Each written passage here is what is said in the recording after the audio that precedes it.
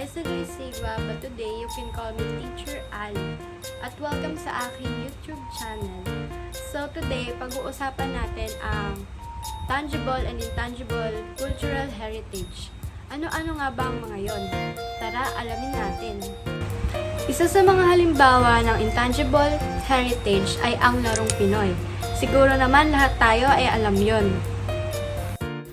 Ang larong Pinoy ay sumisimbolo ng kulturang pamana ng mga Pilipino kung saan ang mga kagamitan sa paglalaro ng mga ito ay ang mga materyales lamang na mayroon sa ating tahanan o kaya naman ang mismong mga manlalaro lamang ang kailangan. Sa pamamagitan ng larong Pinoy tulad na lamang ng luksong tinik, patintero, tumbang preso at iba pa, nahuhubog ang kaugalian, tradisyon at kakayahan ng mga bata o na matatanda na makisalamuha sa ibang tao.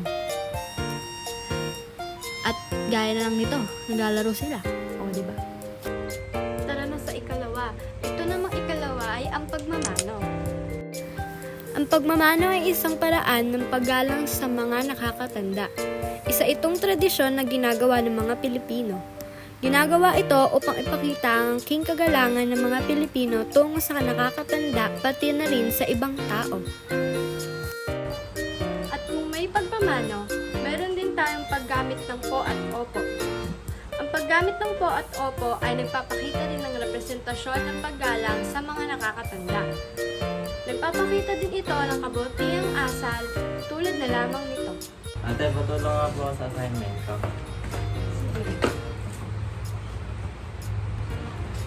O, ayan, tapos na. Salamat po, ate. Here. Ayan. Para naman sa ikahuli o ang pang-apat na intangible heritage, ito naman ay ang pagdiriwang natin ng Pasko. Ito ay isa sa mga mahalagang araw sa mga Pilipino sapagkat ipinagdidiwang natin ang kapanganakan ni Jesus. Dito rin pinakamasarap na panahon para kumain ng bibingka at puto bongbong. Pero syempre, bago sumapit ang Pasko, kailangan muna natin dumalo sa simbang gabi o ang tinatawag na Misa de Gallo. Isa itong misa na dinaraos bawat madaling araw sa loob ng 9 na araw bago sumapit ang araw ng Pasko. Nagsimula ito tuwing December 16 hanggang December 24 na kadalasang sinasagawa sa mga Romano-Katolikong simbahan sa Pilipinas tuwing 4 a.m. hanggang 5 a.m. ng umaga. At yun lamang, sana ay marami kayong natutunan sa intangible heritage. Ngayon naman ay dadako na tayo sa tangible cultural heritage. Hello everyone! Mabuhay! I'm Eliza and I'm your tour guide for today. So ano-ano nga ba ang tangible heritage dito sa ating bansa? Halika na't talakayin natin. Hi! Ngayon ay tayo ay nasa San Agustin Church. Ang San Agustin Church na matatagpuan sa General Luna Street, Metro Manila. Ito ay unang simbahan na itinayo ng mga Kastila sa isla ng Luzon.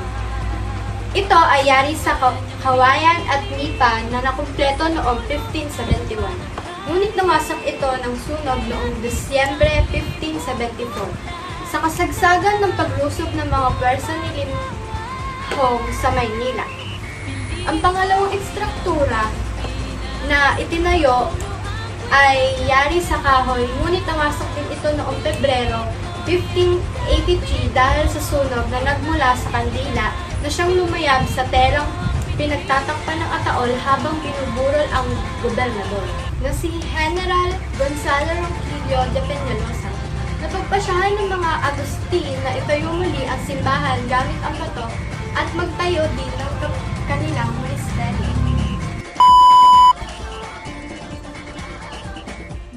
Susunod naman ay ang hagdang-hagdang palayan o ang Banawe Rice Terraces. Ito ay mga 200 years na taong hagdang taniman na nililok sa bulubundukin ng Ifugao sa Pilipinas ng mga ninuno ng mga katutubong mamamayang Batad. Karaniwan, tinatawag ito ng mga Pilipino bilang ikawalong kahangahangang pook sa mundo.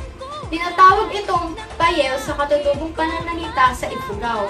Pinapaniwala ang gawa lamang ang mga palayang ito sa kaunting kagamitan, karamihang gawa sa gamit ang mga kamay. Hi! Ang pinakauna naman sa lahat ay ang historic Vigan City in Ilocos Sur. Vigan is unique for having preserved much of its Hispanic colonial character, particularly its grid street pattern and historic urban layout. Its significance also lies on how different architectural influences are blended to create a homogeneous town space. The historic town of Vigan was established in late 15th during the Spanish domination of the Philippines. It still has same look and feel hundreds of years later. The well-preserved city is the capital of Ilocos Sur in the northwest of Luzon and is also UNESCO World Heritage Site. May gandang pamana ang ating nasilayan, kaya ano pang hinihintay nyo? Come and visit the different islands of the Philippines. Totoo nga ang sabi nila na it's more fun in the Philippines. Paalam!